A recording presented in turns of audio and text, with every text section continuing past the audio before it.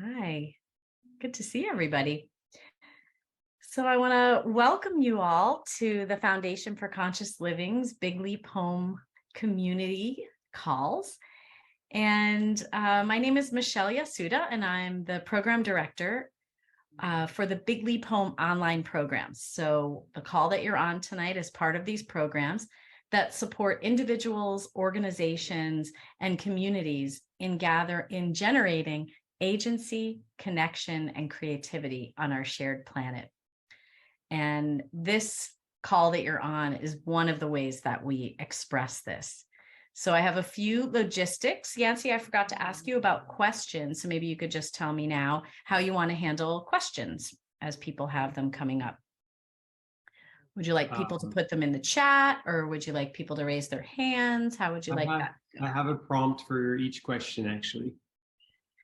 All right. And if they have questions, then we're gonna flow with it. So okay. If it's something burning, they can put their hand up in the you all can put your hand up in the video if you like. All right. But if we're a small group, I'm open to going with the flow with questions. All right, that sounds good. So I also want to invite you to our Big Leap Home Network, which is an online gathering space for the Hendricks community. So this online platform, you'll hear from other community members, the latest resources that we have, and also the events that you'll be able to join in. And Katie Hendricks makes an appearance on there a lot. So you'll even get to interact with her if you ask questions or talk about your experiences with the Hendricks work. So I'll post a link to that in the chat when I'm complete. And let's see. So last thing I wanted to say before I turn the call over to Yancy is I'd like to invite you into a commitment. And when you listen to these words, notice how they land in your body. We find that learning works best when we choose to bring curiosity, openness to learning, and appreciation of ourselves and others into the space. So I invite you into that. And I am so excited to turn this call over to Yancy. Before I do, I want to say that we always say an appreciation for our facilitators. And I had the great fortune to be able to be going through the Leadership and Transformation program with the Hendricks with Yancy, and got to have a lot of different interactions. And I so appreciate your integrity, how you show up. I feel the wholeness of you when I interact with you, and I appreciate that so much. And then also your wit and joy that comes through. So very excited for what you have to share for us tonight. And I'm just going to turn the call over to you now. Thank you, Michelle. Welcome, everybody. I'm seeing some familiar faces, and I'm really excited to be here tonight. I actually want to start out with a question. A few of you have already answered, but my question is, what is your favorite nature element? If you don't mind just typing into the chat what your favorite nature element is, if you haven't already. I heard from Marion, and she said trees, and specifically redwood trees, and also the ocean.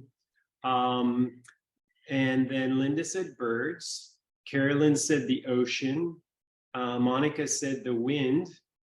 Alexandra said trees, specifically conifers. And Michelle also said trees. Patrick said color. Which color, Patrick? And which trees, Michelle? Steven said water. Marina said dirt. I like that. Marina, I'm curious about that one because it just evokes all kinds of smells for me. Deer said spring, and Patrick said so many colors. All right, excellent. So what we're going to talk about tonight, and what you all signed up for, is coaching in nature. And I just want to check in with you to make sure you guys are on the right flight, because we're going to take off here. We're going to spend an hour together, and it's going to be very interactive. So I just want to make sure that you guys are good with it being interactive, and that you're able to put your video on, and because we're going to do a breakout session, and it's going to be best that people are able to engage in that way. Also, if at any point like Michelle said, if you have a question, we're a small group. You can just kind of raise your hand or put a hand up, or if you've got something burning that you want to say, just step in. It's not a problem. I also want to just kind of reiterate what we're going to talk about tonight. And I've distilled it down into 2 segments, really understanding the why, like what are the benefits of coaching in nature? So we're going to drill into that. And then the other one is the how do we do this? I'm sure you have different questions around how the different techniques. And so how many of you raise your hands real quick if you're a coach? I'm assuming you're all coaches. Is that correct? Everyone's a coach. Anybody not a coach? Cherry, you're not a coach. Okay, Cherry, would you be open to pretending you're a coach with us tonight? Yeah. All right. Cool. Put on your coach hat. Excellent. So we're going to talk about the why and the how around coaching out in nature. And you might be wondering, so who are you, Yancey, to be talking about coaching out in nature? Well, I am someone who grew up in the forest. I love nature. I also have spent the last 10 years facilitating groups in nature. And before that, I was a leader in the green building industry. So I spent a lot of time related to integrating natural elements into buildings and just, complex ecosystems. My master's degree is in architecture, and specifically spent my time doing a thesis around our integration of buildings into nature and ecosystems. So nature has been just part of my DNA. And I found that, while learning the Hendricks tools and a number of ways to coach from the Hendricks Institute, that it made a lot of sense for me to start to integrate those into how they could be done outside in nature. So that's kind of the context. I've done a lot of retreats. I actually own a retreat center in Puerto Rico called Casa Alterna Vida. And so we have constant guests flowing through here.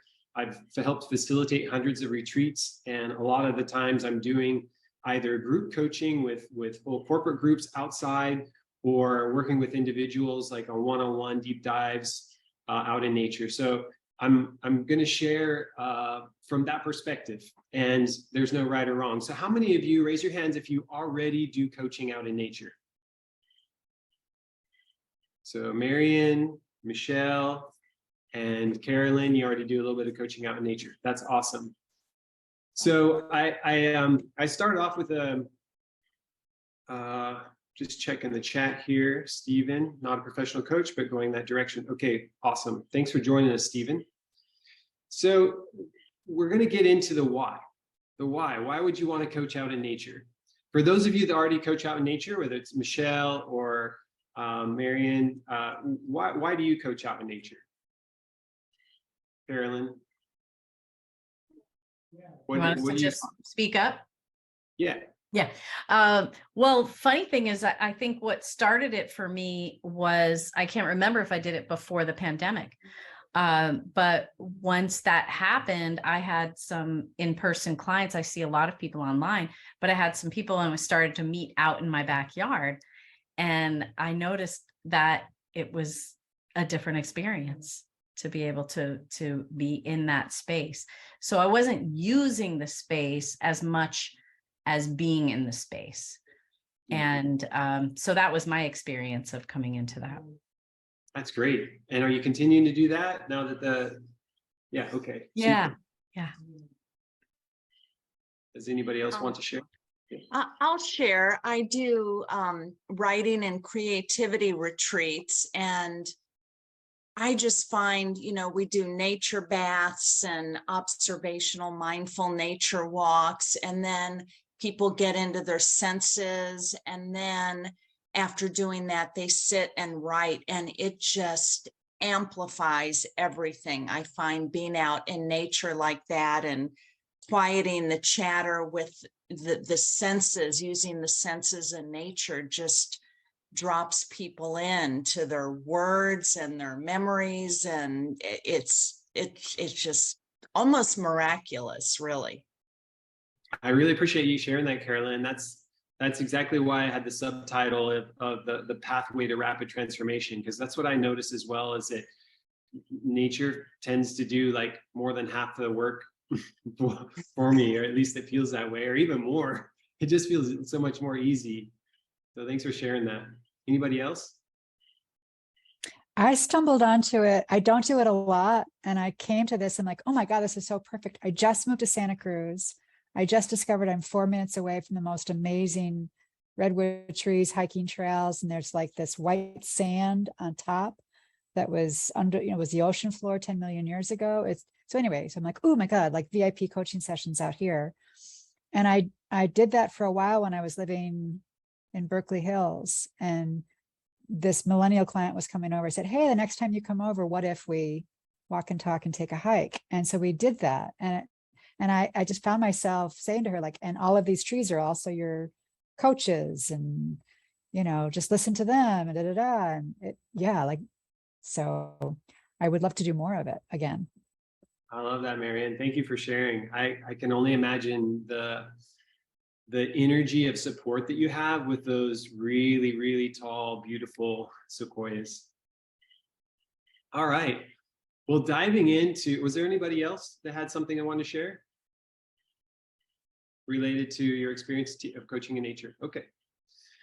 Diving into more of the why, I'm just curious, would you all agree that we're moving into a period of time where the world seems to be changing faster than people's ability to basically respond or be equipped to respond? Somewhat. Well, I'm experiencing that a lot, where most of the people that come to us here at Casa Alterna Vida as a retreat center, they come to us because they're stressed out, overwhelmed, facing anxiety, and finding it really challenging. So with that in mind, I just can't help but think that we have to shift the way we approach things. Because if in general, if the world's population is just increasing in that level of anxiety or sort of stress and overwhelm, then the what we need to change is, or what I'm changing for myself and have been focused on, is how can I be best prepared to nourish myself while still being present for all the challenges that people are coming to me with. And so, back when I first started coaching, I just kept thinking, man, I want to do as much of this as possible outside. So when the pandemic hit and things shifted online, I was just like, oh no, not the computer. And here we are on the computer talking about being out in nature. So I just want to acknowledge, the sort of the challenges. And I brought a few video examples along for us tonight, and just to kind of give you some sense of things. It's also like 10 p.m. here my time, so it's really dark outside. I can't even take you outside to see what's happening right outside. But nonetheless, what we're going to do is we're going to dive into a little bit of this. How can we adapt, and sort of why does nature help us adapt? Because like both Marianne said and also Carolyn said, there's just a level of energetic support that happens when we experience that. So I'm curious, would you, how many of you have a pen and paper to write a note down with? Okay, great. I'm going to turn on, I just want to reflect for a second of I'm just going to turn on a little bit of music, but just take a moment and just think about the powerful experience that you've had in nature and how it made you feel. Take a moment to reflect. When was the last time you had a really powerful moment in nature, and just reflect on how it made you feel? It doesn't have to be related to coaching or anything. Just what was that moment for you in nature, and how did it make you feel?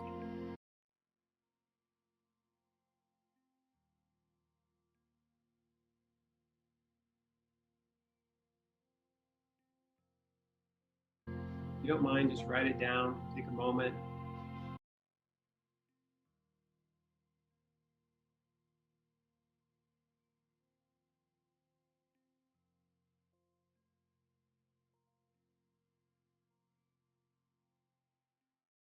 And it's okay if you think of several moments.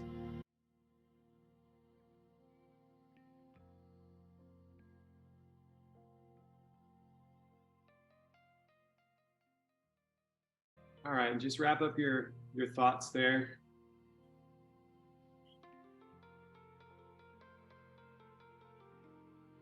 And that powerful moment that you had out in nature, how it made you feel. I'm curious, how many of you thought of several moments? Okay. And if you thought of several moments, I'm curious, how many of you on this call are out in nature at least daily? You have a daily practice to go outside. Quite a few of you. So it seems like those of you on this call are attracted to being out in nature. And if you're attracted to being out in nature, then these powerful moments are probably happening to you more often than not. The question then is, the people that you're coaching, how often do you think they are going out in nature and having these powerful moments? Anybody want to reflect on that? How often are they going out in nature? I will. I am like daily. I go for a hike. I'm really lucky. There's a small mountain about a 7-minute drive from my house, and there's trails all around the park. And so I can go there every day because my schedule is flexible. And I'll often take a colleague or a friend with me. And I'm a bit of an odd duck because I do it every day. And I think a few people are like, oh, Alex is really hung up on like hiking. And I'm like, yeah, I'm totally hung up on hiking because it's my solace. And I think at least one person has said to me recently, wow, like just the quality of our interaction. And this was not formal coaching. This was just hanging out, chatting. But the quality of the way they felt throughout the hike was categorically different than if they weren't in nature. I'd love to give you a high five. Would everybody like to give Alex a high five for being the odd duck? Yes, that sounds awesome. What I experienced with the guests coming through here, because we receive guests all the time, is that very few of them are actually spending time out in nature. And especially those that are coming to us from the city. And sometimes it's just radically different for them to have that moment. And so as you wrote down and as you reflected, recalling a powerful moment that you've had recently out in nature and how it made you feel, we don't have to hear from everybody, but if one or two of you that wouldn't mind sharing that we haven't heard from yet, would you mind sharing just kind of what you felt having a powerful moment in nature recently? I'll do it real quick. Yeah. Oh, you want to go first? Go ahead, Stephen, go. Okay. Mine's pretty quick. So there's a river near us in Texas that we recently discovered as a family that we like, and went back there for I think like the third time, and this time swam across the river to the side that nobody else is on, because I don't even know if it's private property technically. And I just got over to that other side that you can only get to by swimming, and just sat on the opposite side on the shore and just looked upriver where there were no people, no buildings, nothing, and just got to enjoy seeing shorebirds and just the leaves and trees like moving, and just the quiet, just the pure quiet, like no car noise, no airplanes, no nothing, just a moment of just presence and quiet. And peacefulness of not having anybody else around, and not even my own thoughts, just the enjoyment of being in nature. And that's the moment that I wrote down, and boy, would I like to have that more. And no, I didn't raise my hand when I was talking about, do I have a daily practice in nature? No, I don't. And I feel like it's because what's right outside my door is noisy. I'm just in a noisy, city neighborhood and all of that. I think even if I walk down to the trails 5 minutes away, I just see people with dogs and hear lots of noise, and it wouldn't be the same quality of at the river, an hour drive away with nobody else around. So anyway, that's a little bit more than what you asked, but no, Stephen, that was great. I could almost feel like I was there in that river. It felt a little bit cold for my blood, but like it felt really nice being there in that experience as you were describing it. I was just curious, what would you say was the main emotion that you felt from getting onto the other side of the river? Yeah, I'd say peace and spaciousness. Okay. Yeah. Excellent. And then Dira, I saw your hand up, and Marina, was your hand up as well? Yes. Okay. Yeah. Shall I go? Go ahead. Okay. So I live in this small town of Hood River, Oregon, and right now it's really cold and no sun. And so I have to sometimes push myself away from the computer and out the door, but great hiking trails, all of that. So today I had back-to-back clients and various things, and so I didn't get out for my regular thing today, but I was outside, even just taking the compost and like these very innocuous sorts of things, and leaves are falling and my body was cold. But even in that just little, like it was probably 5 minutes. And I've like literally in past years almost lived outside. So, there's a big span there. But so here was this little 5-minute thing. And right away, my shoulders are back, my head is lifted, both literally and energetically, away from the thing that I was working on in the computer in the house, and then thinking about the next client and all that, just like completely lifted and looking around, looking at the sky, looking towards the mountain that I can't see today. And so even that, and so I noticed that sometimes I have the story like, oh, it's a crappy day, I can't really get out the way I want to and go to the hiking trail that I want to. And but that taught me something, and that teaches me something over and over again, that energetic, like it's like a drop of light almost that I experience just taking the compost out. So. And what would you say is the primary emotion you felt when you had that aha? It's gosh, what's the emotion? There's a lightening. There was a lightening, and this is not an emotion, but this is what it is. A creativity, like my creativity rises. Excellent. So that lightening, I like the pun on the word, but you just feel lighter going out. Thank you for sharing. I appreciate it. Dira? Yeah. So I've been bit by bit incorporating a daily like sit spot. So it's just sitting, and I just go out in my backyard because that is the simplest thing to do. And so I was thinking about a couple of those times, and each time for me, it really feels like I'm home, and I feel like I'm held, and I feel so at ease.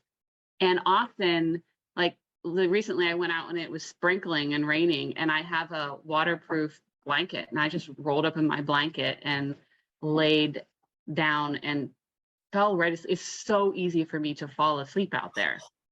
Like I'll just take a nice, easy, like 10-minute nap. So it's just like absolute feeling of feeling held and relaxed and calm, and there's no other place to be. I love hearing that you felt so at ease and at peace to the point where you could just fall asleep in a waterproof blanket outside, even though it's drizzling. That's awesome. The reason, anybody else, did I miss someone else? No? Okay.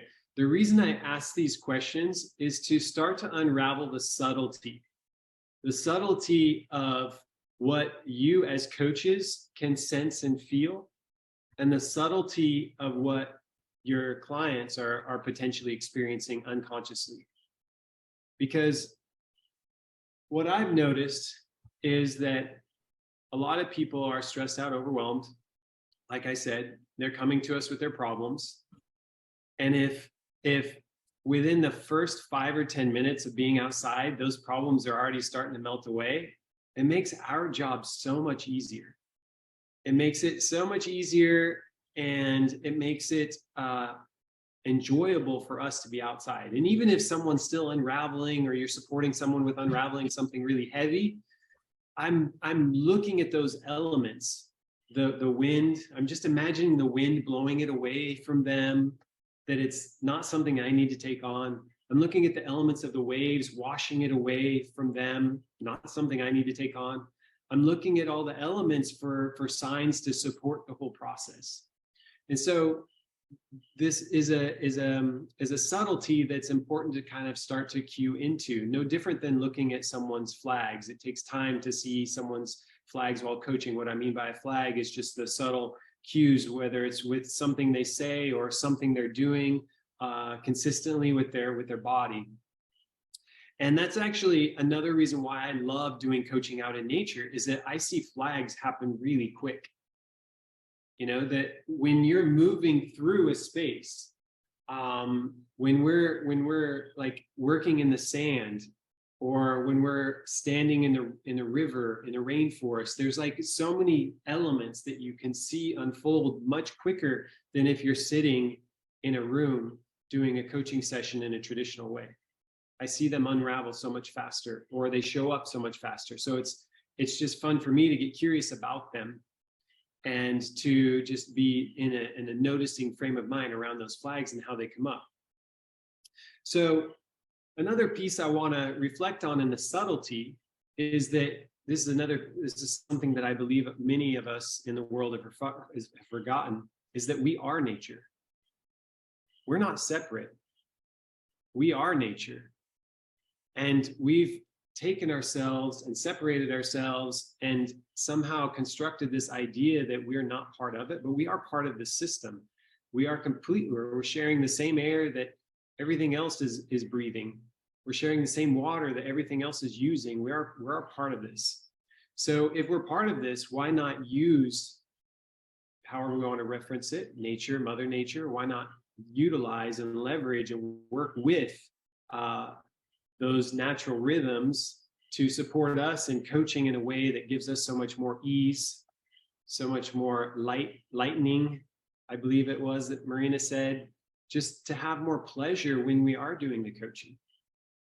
So I want to get into another question. And this one we can do a breakout session for.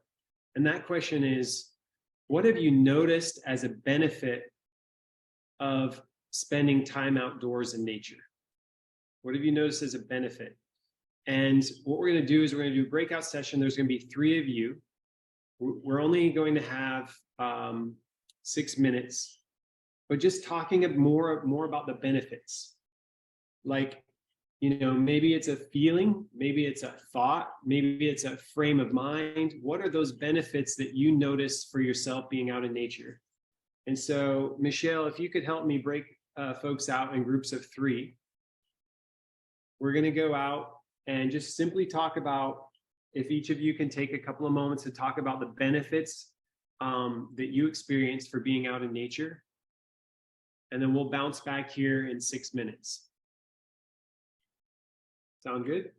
Anybody have any questions about that? All right, Michelle, let's take us away. All right. So you're mostly 3. Some of you might be 2. And if you end up in a room and no one's interacting with you, please go ahead and press the help button and I'll come in and help you. And there will be a 1-minute warning at the end. So just don't press any buttons. You'll be brought back automatically when it's time. All right. I'm going to go ahead and open it now. Thank you, Michelle. So I'm sure that, well, how was that for everybody? Thumbs up if you had a good conversation with folks. Okay, excellent. If you wouldn't mind typing into the chat like 1 or 2 words of what the big benefits were that you either heard from someone else that you appreciate for yourself as well, or your own words, just go ahead and type those into the chat.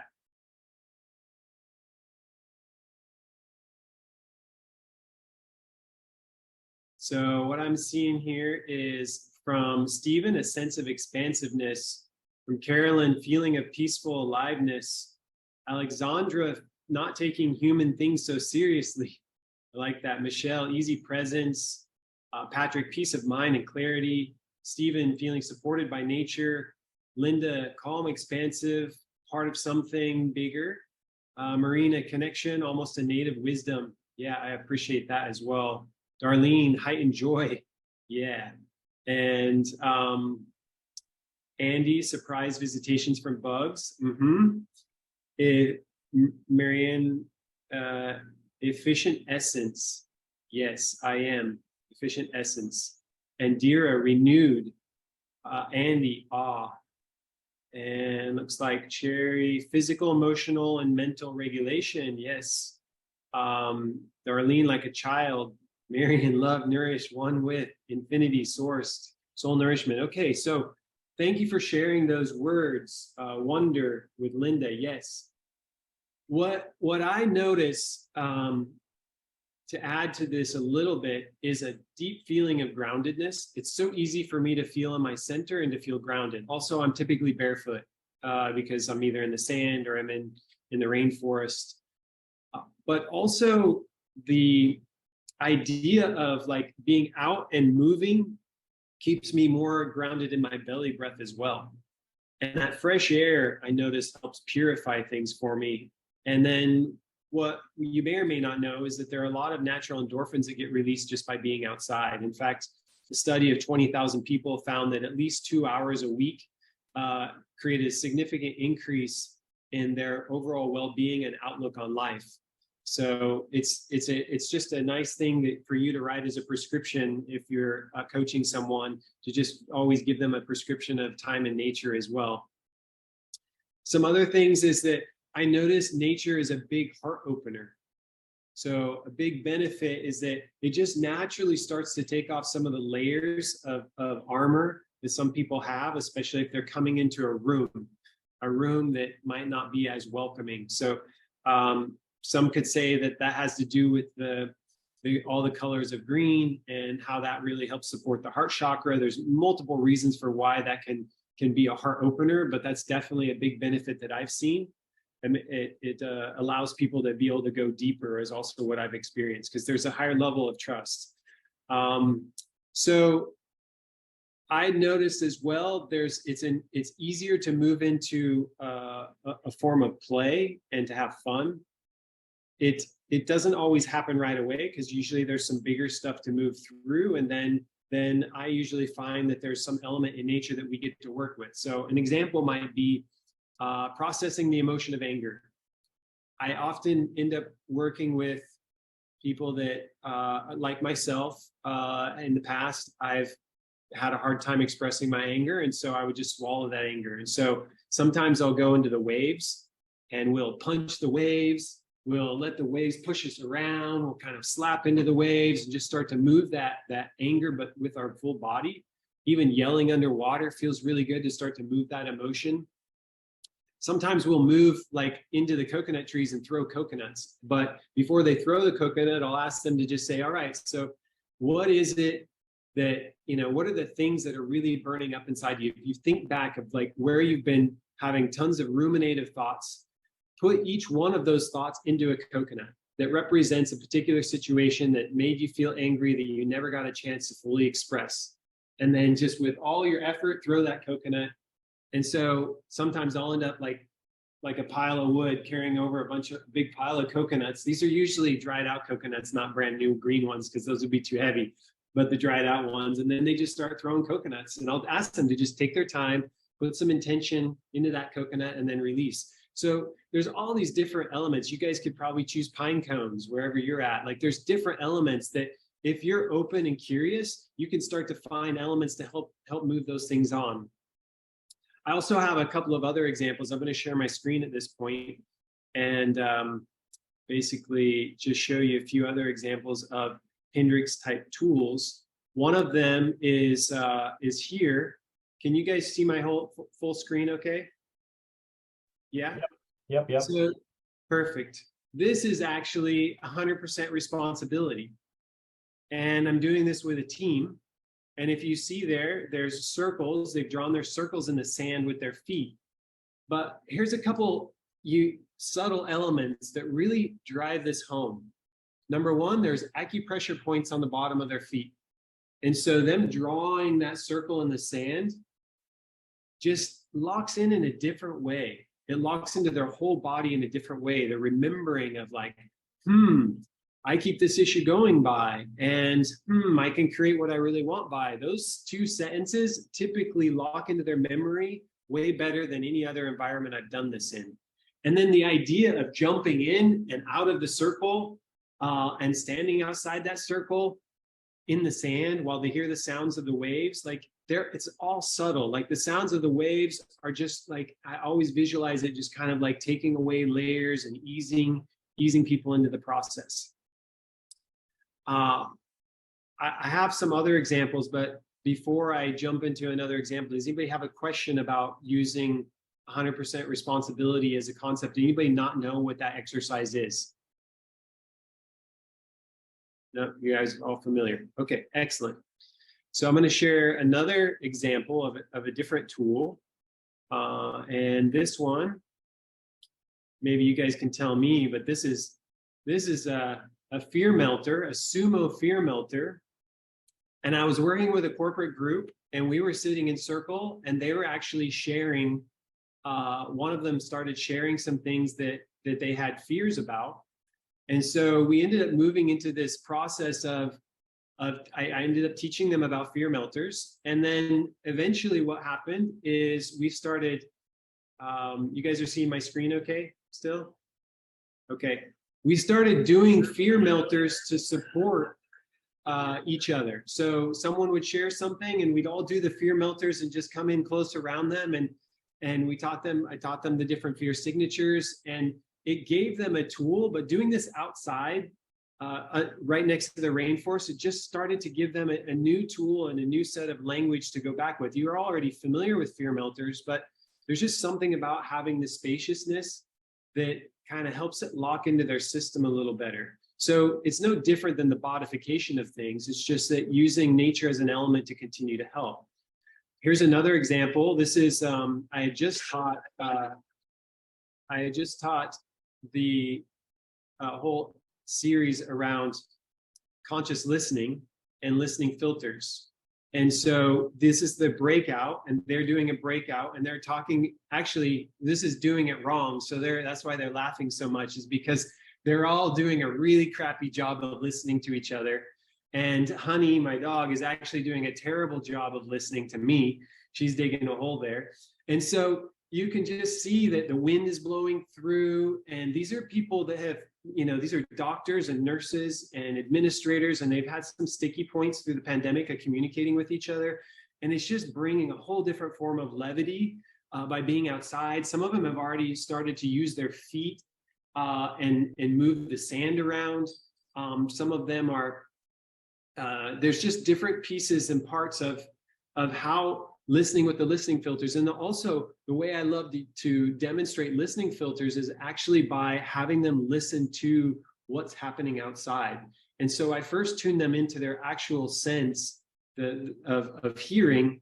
And then after they kind of break down the layers of all the things they're hearing, the waves, the wind, different birds, they'll ask, well, how many birds? And just trying to get them more in tune with their actual hearing. Then it's easier to move into the listening filters that tend to prevent them from being fully present to hear. So those are just a couple examples of ways in which you can teach those elements. I'm going to show you one other thing real quick before I open it up to some questions. The other thing with doing things out in nature is that Patrick and I collaborated on creating these cards. And so these are cards, and you may have seen some people holding them, but I'll give them the instructions, but then I hand them a card that they can follow those instructions should they forget what they were supposed to be doing. So just like with Katie demonstrating, I'll typically explain what we're going to do. I'll ask someone to volunteer. I'll do an example in front of everybody.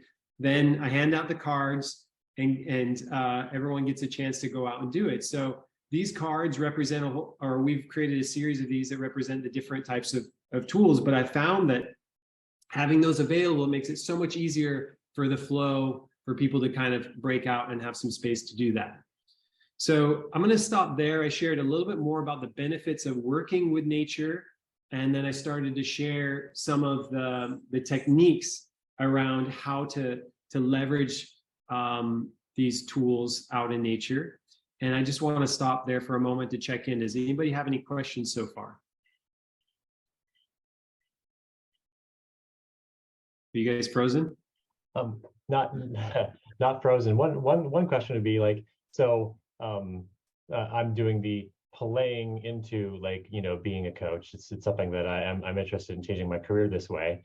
I know that you're doing in Puerto Rico, having the like more of a retreat center people can come to. So obviously you can take them through the jungle and they're on an excursion. They're away from home. You know, it's a vacation kind of thing. You know, if it's just something more in the city, do you just would you just recommend that coaches more give the prescription to get into nature for their client, or like, if possible, try to meet them in nature, go for a hike and do stuff, you know, together? What are the things that you found that work in that non-retreat center kind of scenario? Yeah, I think you're just going to have to move, Stephen. Hey, you know, if there's space for me at your place, and my whole family, I'm interested. Just putting that out there. Yeah, so it's a great question. Even in the city, so I lived in cities for about 15 years. So even in downtown Seattle, there are still little pocket parks and things that I could find. And so it's starting to attune yourself to environments where, and this is where I'll go through some examples of things to look out for. You want to find a space where it's pretty, where it has a high probability that you can create a safe container for you to do the coaching. You don't want to do it in the city where all of a sudden you're just going to have constant interruptions, honking horns, all of that. That's going to be disruptive to the nervous system. So if you're able to drive somewhere that's 15 minutes away, or if you're able to walk somewhere that you're able to have that safe container, that's really important. Even like, it depends on which city you're in, but I imagine that you might be able to come up with some ideas where you can get away. Now, if that's not possible, my question would be, can you bring a higher percentage of nature elements into your interior space, such that you might even have sounds, some subtle background sounds, some really great smells, and then literally live plants, but big ones, and just creating an environment that starts to change the dynamic for your own interior space. Because the science tells us that there's something called a biophilic response. And if we are nature, which I believe we are all nature, then we have a biophilic response to nature. And that's when the endorphins start to release and really start to create an opening, as well as create an ability for us to feel more excited and more curious. So it's something you can do the interior as well. Does that help answer your question, Stephen? Yeah, that's really helpful. I mean, I've even heard that just playing video of a nature scene, people can have the same sort of responses just to that, right? Like even just on a screen or whatever, right? But I love the create that kind of indoor space. Maybe one like quick kind of like thing to the out in nature thing. If you're going to meet with someone out there, like, it seems like it's really an excursion. Like, you don't just have your hour-long, you know, coaching call here. Is that more of like a 3-hour, 4-hour kind of thing with someone? Is it usually just a group thing if you're taking people out, you know, somewhere? I'm sort of curious about So I work a lot with groups, and I also work with individuals. When I work with an individual, it's still that agreed upon time, whether it's 1 hour, 90 minutes, depending on what coaching session you're doing. And what I typically do is I take them to a spot. We sit down, especially if it's the intake coaching session where you're asking what issue, problem, concern, or potential would you like to explore? That's kind of the intake process of making notes. So I typically like to go to a spot, sit stationary, closed container, where I know I'm not going to be interrupted by people or distracted, and I make those notes. Then from there, I'm kind of following my intuition around, like, okay, here's the thread that I want to work with. What am I noticing is the next step? And so that's when we might move towards something in nature. We may go into the ocean at that point, or I may just have them do a body scan and notice what they're feeling, or I might just have them ground their feet into the sand. So it depends, but I would recommend kind of still keeping that typical coaching time frame, unless it's a different agreement and you want to create something unique. I wouldn't, and just to back up for a second, Stephen, I wouldn't recommend using a screen to try to replicate that biophilic response. If you don't have anything else, I guess, but still there's a lot there's a lot of benefits to just actually real plants and things like that. The other thing, if you're going to go out in nature to do coaching, some things to consider to look out for. One, do check the weather, watch weather trending, really pay attention to those details. I've been doing this so long that it's really quick and easy for me to know what's going on with the weather patterns, but that's because I've been doing this for so long. But it's important for you to keep that in mind. Also get consent, make sure the client's up for it. So, or explain to them that, hey, I do coaching out in nature. Is that something you'd be interested in? Here are the benefits of why I do that. Here's the type of situations you might expect to have. And by the way, here's some things you might want to wear, because I don't exactly know what we're going to do until I kind of get to do an intake process and hear what's going on for you. But we could go into the ocean.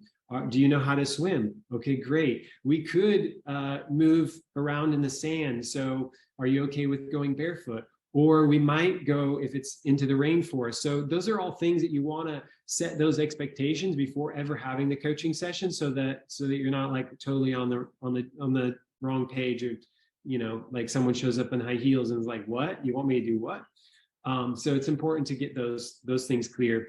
And then also just keeping in mind that if you're the guide, because you're also the coach and a guide now, because you're taking them into nature, help make sure that they're looking out for hazards, whether it's an anthill or maybe a bee's nest, or maybe it's just coconuts that could fall from a tree. Or I'm sure you guys all have problems with coconuts, right? Yeah, okay. Or maybe it's limbs that are falling from trees, or just be aware of those potential hazards, because all of a sudden you're going to take them through a coaching process, and you know that these coaching sessions can unravel a lot of things and people get a little fuzzy headed. So just remember that you're also a guide. And then the nature elements, I always see those as really powerful, insightful opportunities. Say, for example, you're sitting down and a lizard just comes jumping around. Or maybe it's a dragonfly that just does like 3 circles around your client or around you. I always see those as like absolute gifts. Or even if it's something that the client gets a little annoyed by, of like, oh my gosh, that lizard just jumped over my foot and I'm so afraid of lizards. Well, that's an opportunity to ask, wow, I wonder what the message is. And you can look up online. There's a great website called naturespirits.com, or I always do a Google search of nature spirit symbolism. But it tends to be like another way of giving additional insight. So some people might use a tarot card, or some people but for me, this is like the most natural way of giving additional information to people that just supports the process that they just went through. Because nature elements tend to show up and give us some powerful messages. A couple other things is, when we're, as I want to kind of wrap this up, there's 2 threads. One is the benefit of what this does for you as a coach, coaching out in nature, and the benefit of what it does for your client. For you to show up and have the best experience, it's super important for you to notice how you can get comfortable with this if you don't coach out in nature very often.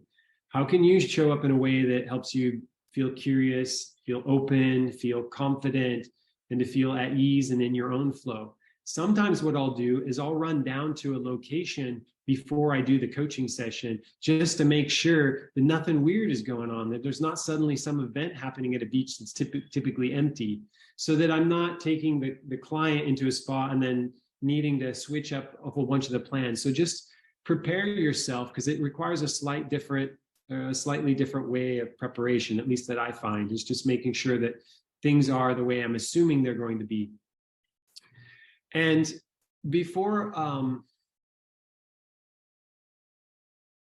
I also take time to just breathe it all in, like literally.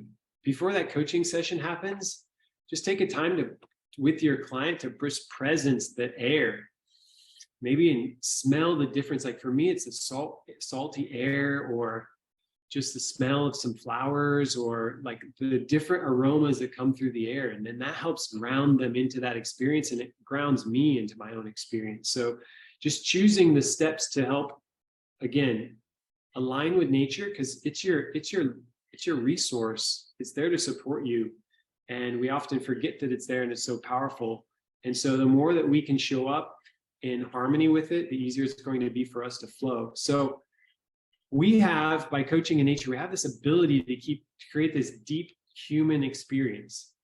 And those deep human experiences happening out in nature then create the environment for deeper transformation to happen. And that's what I get excited about, is that I don't have to do very much. I get to, prompt and ask great questions, or do a persona interview, or, maybe just presence, connect, play for a little bit. But these experiences tend to unravel for me so much quicker when partnering with nature. And so think of it for a moment, that if, let me just prompt the question. Everything in nature grows towards something. Do you know what nature grows towards? Yeah? Linda, what does nature grow towards? The sun. Bingo, Stephen got it. So if everything in nature grows towards something, which is the sun, then start to contemplate for a moment that heliotropic effect and how we're helping support people through their personal growth transformation process and growing towards something that can constantly give them life and give them support. So even after the coaching session, they're having an experience that they can suddenly give to themselves as a daily practice if they don't already. And it gives them also the best environment for that personal growth effort. So anyway, I just want to kind of wrap up there. I'm more than willing to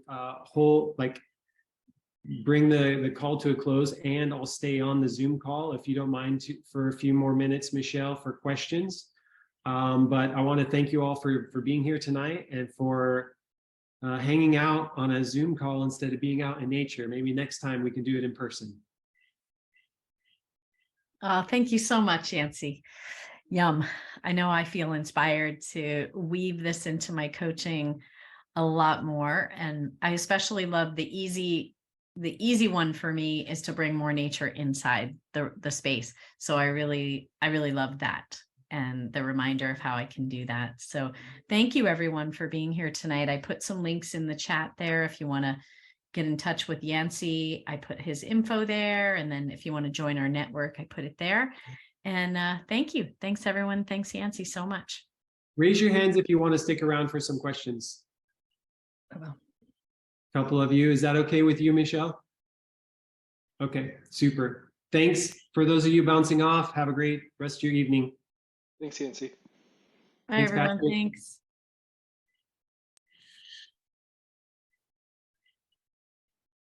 All right. Just wondering, if the weather is bad, do you have a plan B, or do you just keep canceling and rescheduling? Well, for one, I start my morning, if I have a coaching session, I start by talking to the weather gods, and I just say, hey, this is what's going on. Can you work with me today? And inevitably, I tell you what, I've had so much good luck with that. I've had group sessions and I've literally seen clouds split and it's raining on either side of us. So that's one tip. The other tip is, if you're in a cold weather environment, I would take the advice of the Canadians, which is just wear more layers. Okay. And if you do have weird weather, just come prepared. A lot of people are open to that, and just, again, set expectations. Hey, I looked at the weather report. This one is scheduled. It might be a little weird weather, but choose a location where you can duck in out of the rain if it gets really hard. Thank you. Yeah. Anybody else? I've got one for you. Well, I have two. I tend to like forward movement in the form of walking or hiking. And that's primarily because it can be really cold here. It's really damp on the West Coast. So movement and staying in motion is important, but I think there are, obviously there are certain practices that I would want to stop for. So do you think I'm just going to get the hang of that with practice and sort of know when to truck it and know when to stop?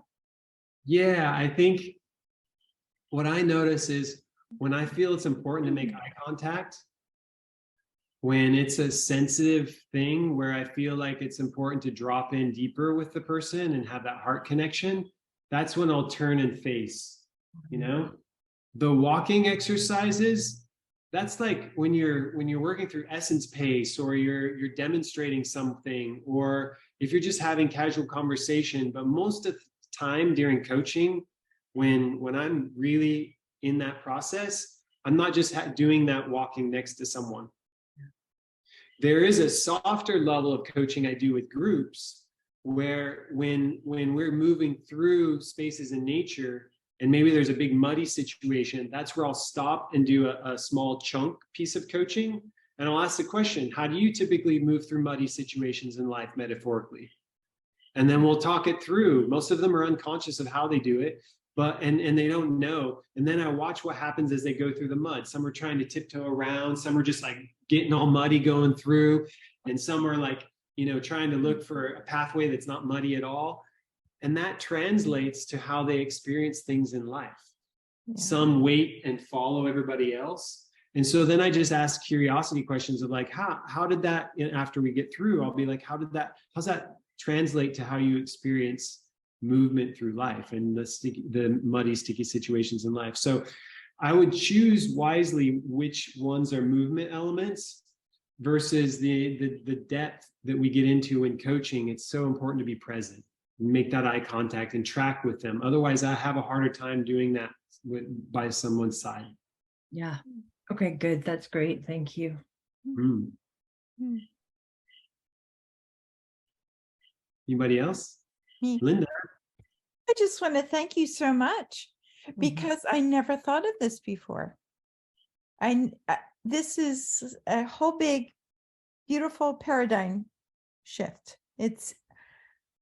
I like it. It's sweet, and I agree with everything you said as far as being a part of nature. Again, the moments that I had that I felt it just enlarged me, and I felt like a different person.